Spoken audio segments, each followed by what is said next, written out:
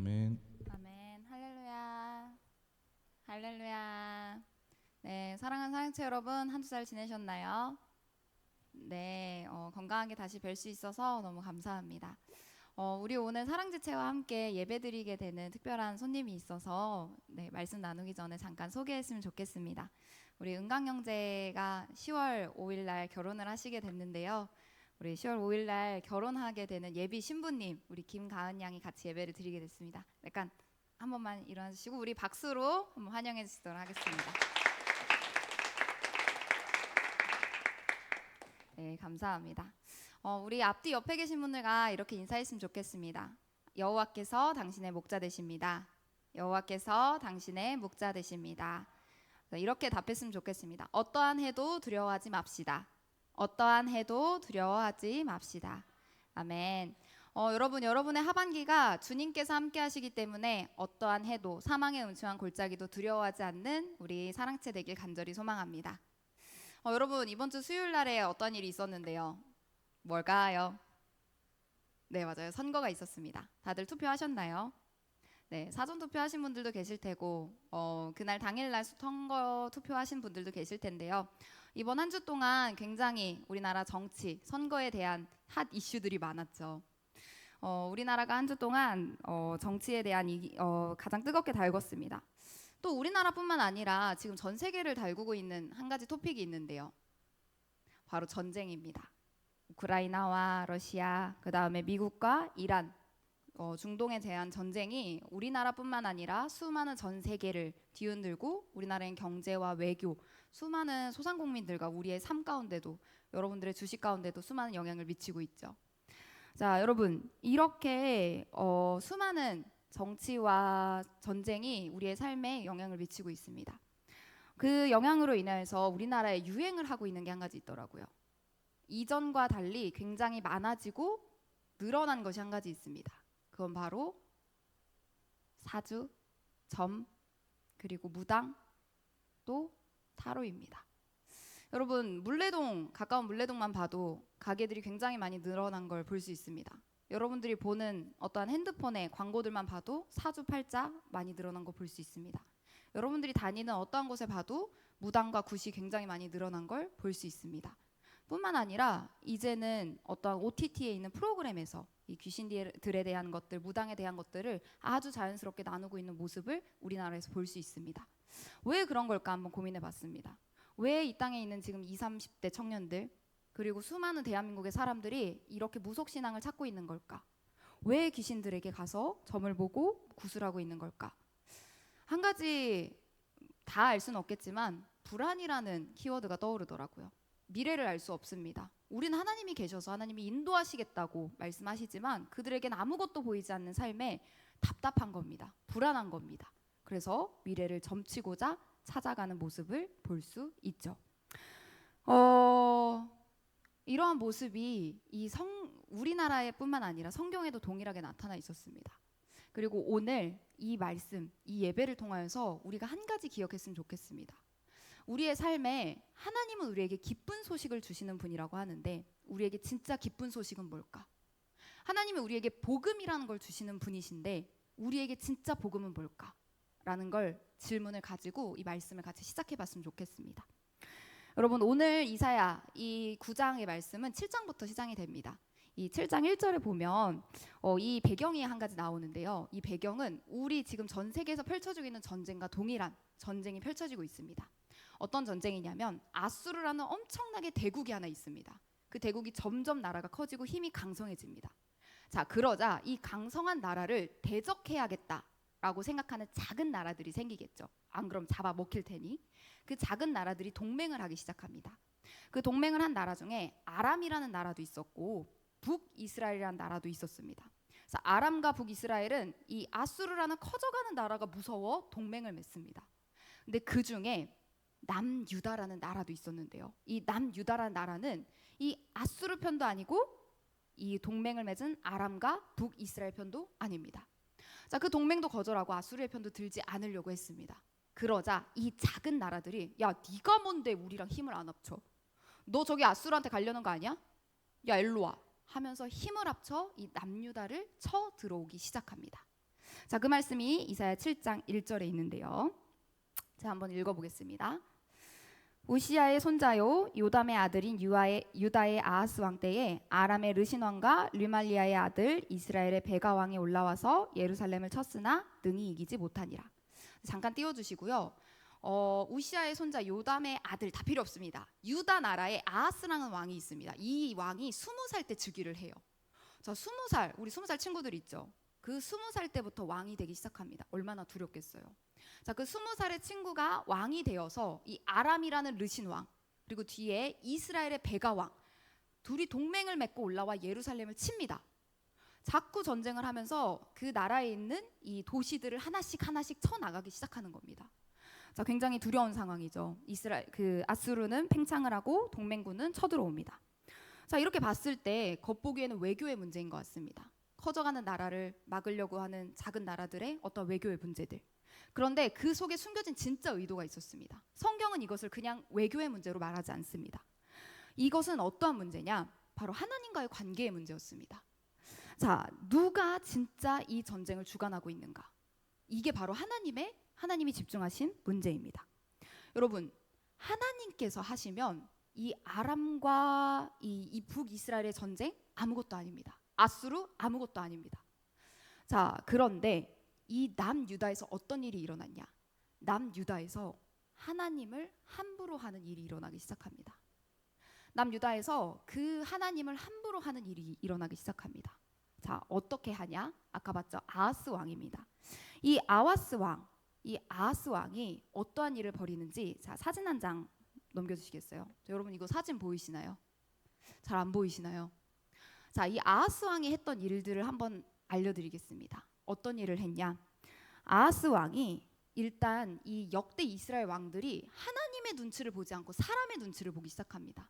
이 왕이 사람들을 하나님께로 이끌어 가야 했는데 오히려 사람들의 눈치를 보고 하나님의 눈치를 보지 않습니다. 자, 그 길을 먼저 아하스가 따라갑니다. 그 다음에 어떤 일을 하냐? 저 앉아있는 무슨 소같이 생긴 저 있잖아요. 저게 바로 바알이라는 우상입니다. 저 바알이라는 우상을 직접 만들기 시작합니다. 우상을 아하스라는 왕이 직접 만들어요.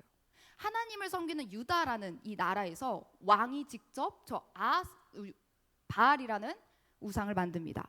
자, 바알이라는 우상을 부어 만들고 흰놈의 아들 골짜기, 저기가 세워진 곳이 흰놈의 아들 골짜기거든요. 골짜기에서 분향을 하기 시작합니다. 연기가 올라오기 시작하죠. 저 제사를 드리기 시작하는 겁니다. 자, 그리고 또 무슨 일을 하냐? 사람이 어떠한 아기를 하나 바치고 있는데요. 저게 가나안 땅에서 이루어지던 이방 제사들입니다. 인신 제사. 그것을 동일하게 따라가기 시작합니다. 자, 바알을 만들고 흰놈의 아들 골짜기에서 우상을 분향을 하고 인신 제사로 자기의 자녀들, 이스라엘 백성들의 자녀들을 불사르기 시작합니다. 이것에서 멈추지 않아요. 높은 산당을 세울 수 있는 곳곳마다 산당을 다 세워서 하나님이 아닌 다른 신들을 섬기기 시작합니다. 자, 분명 하나님이 말씀하셨습니다. 너 외에 다른 신들을 내게 두지 말라. 나 말고 너 외에 다른 신을 내게 두지 마. 너의 얼굴과 나의 얼굴, 이스라엘 얼굴 앞과 하나님의 얼굴 앞에 다른 신들을 두지 마라고 말씀하셨습니다. 근데 아하스 왕이 지금 무슨 일을 하고 있나요? 하나님 앞에서 다른 신을 만들고 그것으로 백성들을 끌고 와서 그곳에서 제사를 드리며 자신의 자녀들을 바치게 만들고 있습니다. 자, 이렇게 하니 하나님께서 멈추게 하셔야 될까요? 말아야 될까요? 멈추게 해야겠죠. 더 가면 큰일이 나는 겁니다. 자, 이렇게 하나님 보시기에 정직하지 못하고 큰일이 날 것 같으니 하나님이 바로잡기 시작하십니다. 그래서 하나님이 이 유다라는 나라를 아까 아람 왕과 북이스라엘의 손에 넘기시기 시작하는데요. 역대하 28장 5절 말씀입니다. 같이 한번 읽어보겠습니다. 시작. 그러므로 그의 하나님 여호와께서 그를 아람 왕의 손에 넘기심에 그들이 쳐서 심히 많은 무리를 사로잡아 다메섹으로 갔으며 또 이스라엘 왕의 손에 넘기심에 그가 쳐서 크게 사륙하였으니. 아멘. 아까 아람 왕과 이스라엘 왕의 이야기가 등장합니다. 아람 왕이 심히 쳐서 많은 무리를 사로잡았다. 이 수도 다메섹으로 끌고 갑니다. 자, 이스라엘의 손에 넘기심에 크게 쳐서 사륙함에, 이 밑에 보면 이 유다의 남자, 그리고 아내, 자녀까지 20만 명을 잡아갔다고 합니다. 이런 상황, 일단 하나님과의 관계는 굉장히 문제가 있고요. 또 끊임없는 전쟁이 펼쳐지고 내 아내, 내 자녀들이 지금 전쟁으로 잡혀가고 있는 상황이 이 유다 땅에 펼쳐집니다. 굉장히 어려운 상황이죠. 자, 유다 왕과 백성들의 마음이 어떠했을까요? 굉장히 공포스러웠겠죠. 이 공포를 이사야 7장 2절에서는 이렇게 표현합니다. 제가 한번 읽어보겠습니다. 어떤 사람이 다윗의 집에 알려 이르되 아람이 에브라임과 동맹하였다 하였으므로 왕의 마음과 그의 백성의 마음이 숲이 바람에 흔들림 같이 흔들렸더라. 백성들의 마음이 어떻게 됐냐? 숲이 바람에 흔들림 같이 흔들리기 시작합니다.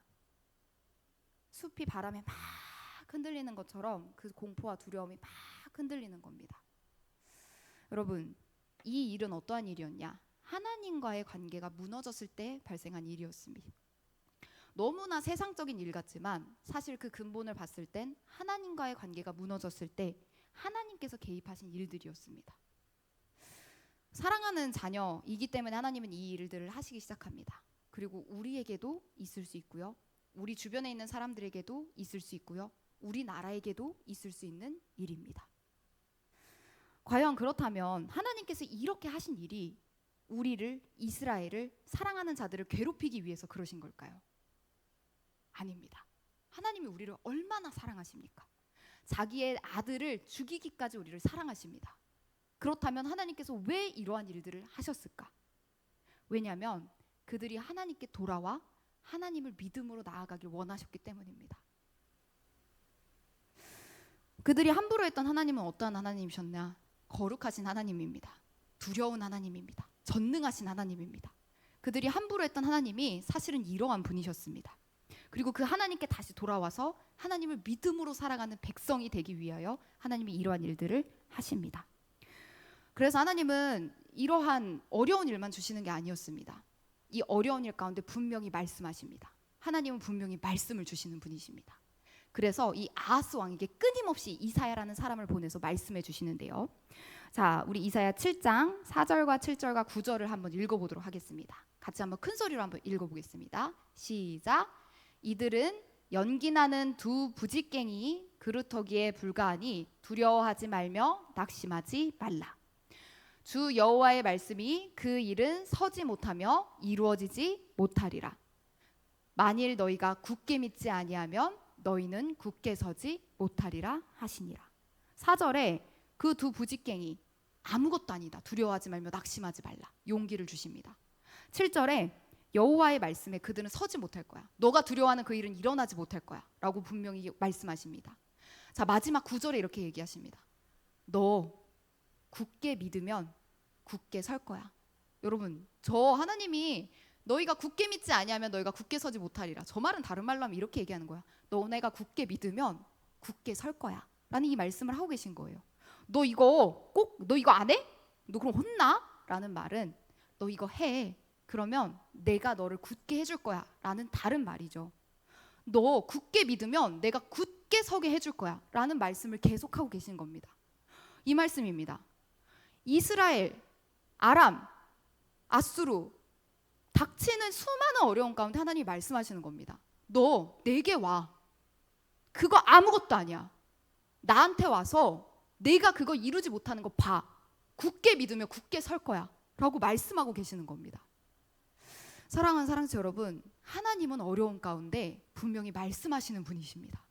우리 하나님은 이 말씀 속에서 우리에게 어려움만 주시는 게 아니라 말씀해 주시는 분이시더라고요. 분명하게 우리 예수님은 목자로서 말씀해 주시는 분이십니다. 사랑하는 사랑치 여러분, 어려움 가운데 하나님의 말씀이 반드시 들리시는 여러분들이 되길 간절히 소망합니다. 그리고 그 말씀을 굳게 붙잡아서 굳게 서시길 간절히 소망합니다. 근데 여러분, 이 말씀이 우리에게 말씀만 들리는 게 아닙니다. 이 당장의 문제에 놓이면 우리에게 말씀만 들리고 말씀만 보이는 게 아니더라고요. 오늘 이 아하스와 이스라엘 백성들에게도 똑같은 상황입니다. 우리가 당하는 어려움과 흔들리는 그 상황들과 두려운 상황들 속에 똑같습니다. 하나님께서 분명 말씀하십니다. 그런데 그것만 붙잡고 굳게 서지 못한 이유가 있었습니다. 자, 어떤 이유냐? 하나님과 같은 수많은 것들, 문제를 해결해 줄 수 있는 것 같은 그 수많은 것들이 우리 앞에 펼쳐져 있기 때문입니다. 자, 뭐가 있을까요? 저와 여러분들에게 뭐가 있을까요? 제일 요즘에 쉬운 건 AI인 것 같아요. 물어보면 쫙 나오잖아요. AI 얼마나 쉽습니까? 자, 나보다 경험이 많은 사람도 있습니다. 너무나 쉽습니다. 힘도 있고요, 돈도 있습니다. 다 각자는 다를 겁니다. 자, 그런데 이스라엘 사람들에게는 뭐가 있었냐? 무당과 마술사들이 있었습니다. 유다에게 전쟁은 계속되고요, 경제는 무너집니다. 나라의 미래가 불확실해요. 그러니까 앞으로 어떻게 살아야 될지, 이 전쟁은 끝나게 될지, 살아남을 수 있을지 두려운 겁니다. 알고 싶어요. 확인하고 싶습니다. 그런데 우리나라의 무속신앙, 아까 얘기했던 것처럼 사주, 팔자, 점, 타로 이런 게 너무 많은 것처럼 이스라엘에게도, 그 고대 근동에게도 너무나 보편적인 것이었습니다. 그리하여서 사람들이 귀신 들린 자에게 가고 마술사에게 점을 치며 묻기 시작합니다. 이사야 8장 19절 제가 한번 읽어보겠습니다. 어떤 사람이 너희에게 말하기를 주절거리며 속살거리는 신접한 자와 마술사에게 물으라 하거든 백성이 자기 하나님께 구할 것이 아니냐, 산자를 위하여 죽은 자에게 구하겠느냐 하라. 여기서 보면 주절 속살 거리는 귀신과 접한 자가 나옵니다. 그리고 마술사도 나옵니다. 자, 우리가 잘 아는 굿하는 사람들, 우리 타로 봐주는 사람들, 그 당시에는 뭐 마술이 진짜 있었나 봐요. 그 마술하는 사람들이 있었던 겁니다. 자, 그 사람들에게 어떻게 하냐? 그 사람들에게 가서 묻는 겁니다. 하나님께 구하여야 할 것들을 그 사람들에게 묻기 시작합니다. 근데 하나님께서 말씀하시는 겁니다. 여러분, 우리는 살아있는 사람들이죠. 근데 살아있는 우리가 죽어있는 이 귀신들, 영들에게 가서 물어보는 게 사실 말이 됩니까? 여러분 한번 생각해봐요. 저 이 말씀 듣고 한번 생각해봤는데 우리는 살아있는 사람들입니다. 우리는 살아서 지금 이 생을 살아가는 사람들입니다. 그런데 죽어있는 영에게 가서 그들에게 우리의 미래와 이 상황들이 어떻게 될지 물어보는 게 사실 굉장히 웃긴 상황이 아닙니까? 하나님 똑같이 말씀하시는 겁니다. 이게 둘째 줄, 백성이 자기 하나님께 구해야 할 것이 아니냐, 하나님한테, 살아계신 하나님한테 여쭤보면 될 것, 구하면 될 것을 산자를 위하여서 죽은 자에게, 살아있는 우리를 위하여서 죽은 자에게 가서 구하는 게 맞는 거냐라고 말씀하십니다. 자, 이렇게 이스라엘 백성들이 결국에는 물어봅니다. 자, 또 뿐만 아니라 이 이스라엘 백성들은 이렇게 신접한 자와 마술, 무당하는 자에게 물어봤죠. 자, 이스라엘 백성들의 왕인 이 아하스 왕은 또 다른 것을 찾았습니다. 자, 그것은 뭐냐? 바로 다른 자기에게 힘이 될 것 같은 현실 세계의 실질적인 힘입니다. 역대하 2장 16절 같이 한번 읽어봤으면 좋겠는데요. 시작. 그때에 아하스 왕이 아수르 왕에게 사람을 보내어 도와주기를 구하였으니. 이 아하스 왕은 어떠한 일을 했냐? 자기에게 실제로 힘이 될 것 같은 이 정치적, 외교적, 자기에게 능력이 될 것 같은 세상의 자원을 찾아갑니다. 자, 그 최고의 자원은 바로 아수르 왕입니다. 아수르 왕에게 사람을 보내어서 도와주기를 구합니다. 그리고 자기가 가지고 있었던 궁중에 있는 모든 재물들, 그 다음에 하나님의 성전에 있었던 모든 재물들을 가져가 이 아수르 왕에게 도움을 청하는데요. 자, 이 도움을 청했을 때 결국에는 어떻게 되냐? 결국에는 멸망을 당하게 됩니다. 자, 이 아수르 왕의 결과를 같이 한번 읽어봤으면 좋겠습니다. 역대 28장 20에서 25절, 여러분 한 절, 저 한 절 같이 한번 읽어봤으면 좋겠습니다. 역대하 28장 22절부터 시작. 이 아하스 왕이 곤고할 때에 더욱 여호와께 범죄하여 자기를 친 다메섹 신들에게 제사하여 이르되 아람 왕들의 신들이 그들을 도왔으니 나도 그 신에게 제사하여 나를 돕게 하리라 하였으나 그 신이 아하스와 온 이스라엘을 망하게 하였더라.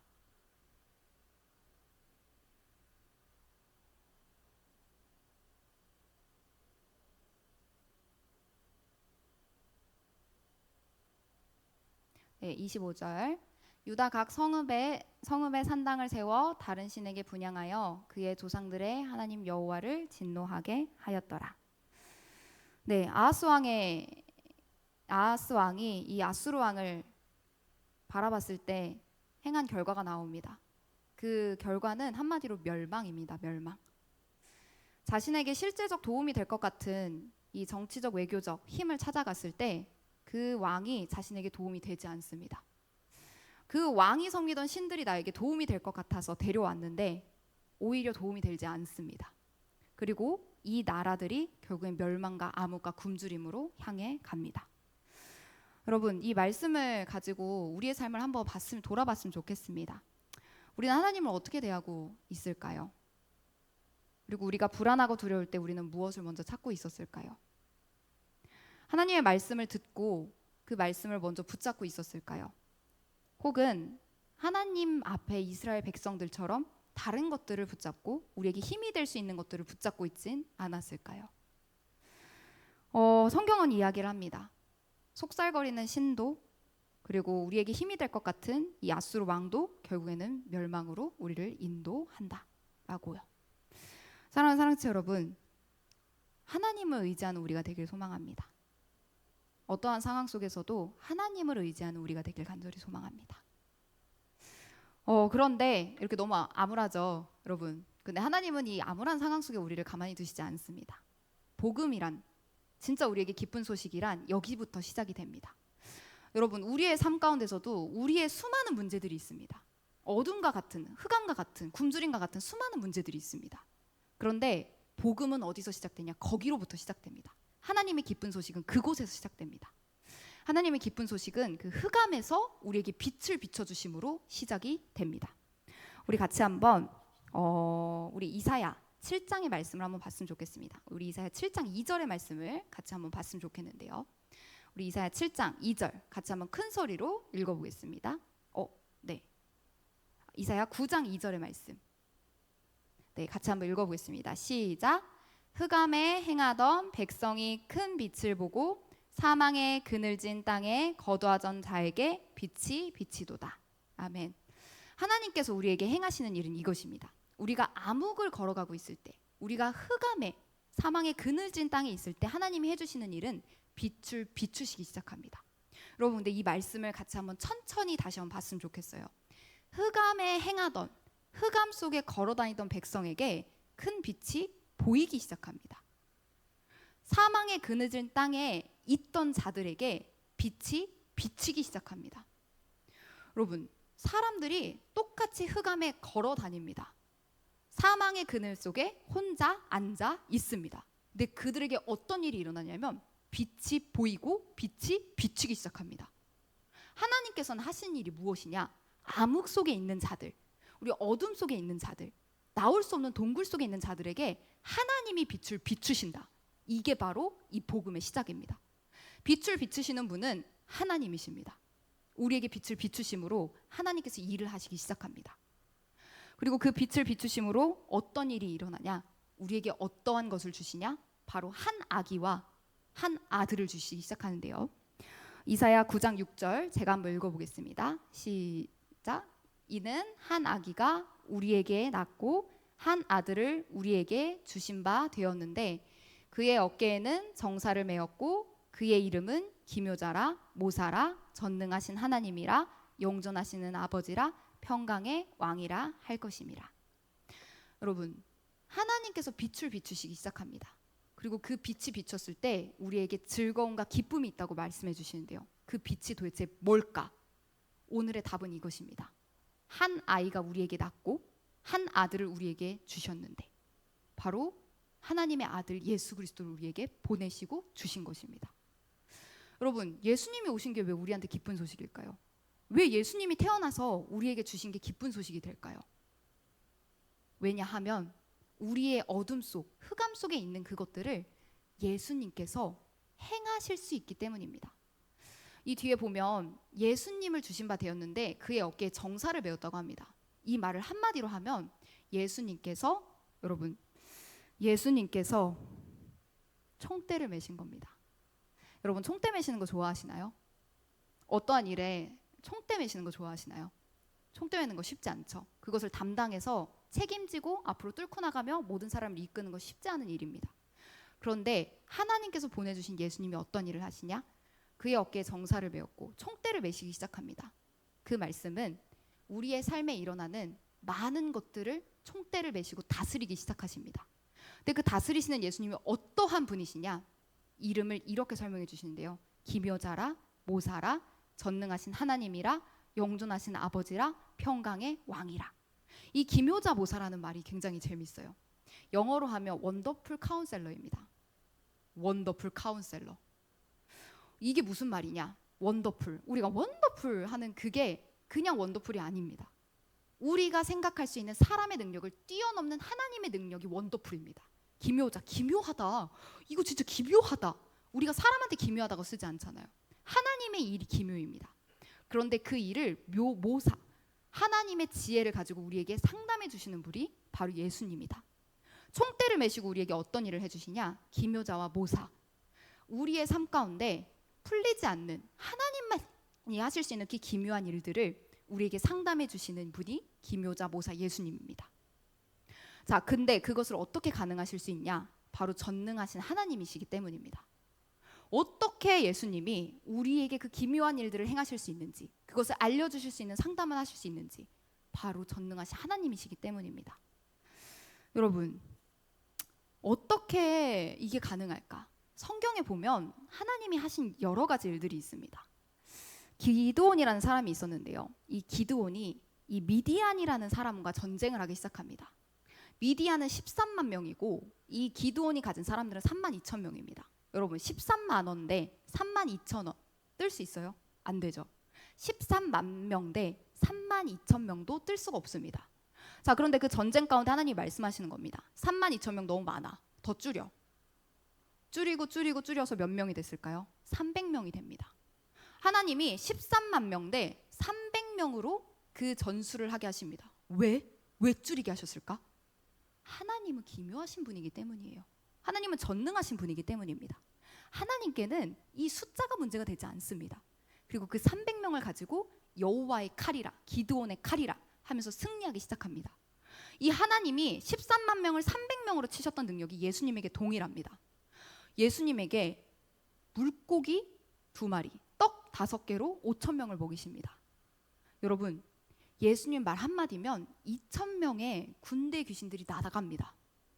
예수님 말 한마디면 죽었던 사람이 살아나고 이 모든 인류의 죄악들이 예수님의 죽으심과 부활하심으로 다 용서가 됩니다. 이 능력이 기묘자요 모사요 전능하신 하나님이신 예수님 안에 다 들어있습니다. 그래서 말씀하시는 겁니다. 신접한 귀신들 말고, 사람이 가르쳐줄 수 있는 지혜 말고 하나님이 가르쳐줄 수 있는 이 원더풀 카운셀러, 기묘자 모사, 전능하신 하나님께 오라고요. 예수님께 갔을 때 일어나는 일들이 있습니다. 그 일들은 뭐냐? 완전하시고 영원하신 이 예수님의 총대가 우리를 평강으로 이끌어 가시기 시작합니다. 평강이라는 뜻을 이 성경에서 찾아봤습니다. 근데 이 성경에서 말하는 평강은 이러한 뜻입니다. 성경에서 말하는 평강이란 하나님이 계획하신 모든 것들을 이룬 삶을 말합니다.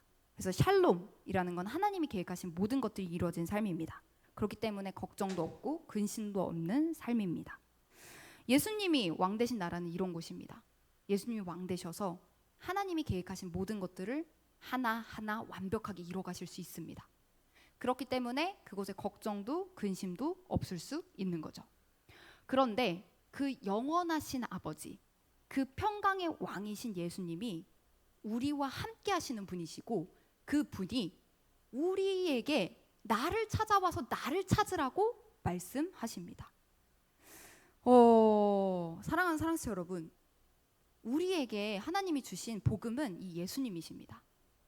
우리에게 하나님이 주신 복음은 우리에게 허락하신 수많은 무속신앙도 아니고, 우리가 가질 수 있는 수많은 물질적인 어떠한 것도 아니고, 사람도 아니고, 돈도 아니고, AI도 아니고, 하나님이 우리에게 허락해 주신 한 아기, 우리에게 주신 한 아들, 기묘자고 모사고 전능하시고 영원히 계시며 여러분들을 평강으로 이끌어 주실 예수님이십니다. 그래서 오늘 하나님이 이 복음의 시작에 이렇게 얘기하시는 거예요. 너네 어둠에서 나오고 싶어? 너네 그 빛이 비춰지고 싶어? 예수님을 바라보라고요. 빛이신 예수님 우리에게 이미 보내주셨습니다. 그리고 이 말씀을 우리에게 주셨습니다. 우리의 일주일의 삶 동안 또 어둠은 펼쳐질 거예요.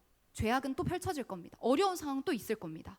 그럴 때 이 말씀 들었으니 다른 거 말고, 우리가 항상 선택했던 거 말고, 우리가 익숙했고 중독됐던 거 말고, 이제는 하나님 말씀 따라 한 번만 예수님 찾아오고 예수님한테 불러보고, 우리가 모르겠는 거 한 번 더 기도해보고, 그래서 우리의 삶 가운데 그 어둠 가운데 빛을 비춰 보라고 말씀하십니다. 사랑하는 사랑치 여러분, 이게 바로 이번 한 주 우리에게 주신 복음입니다.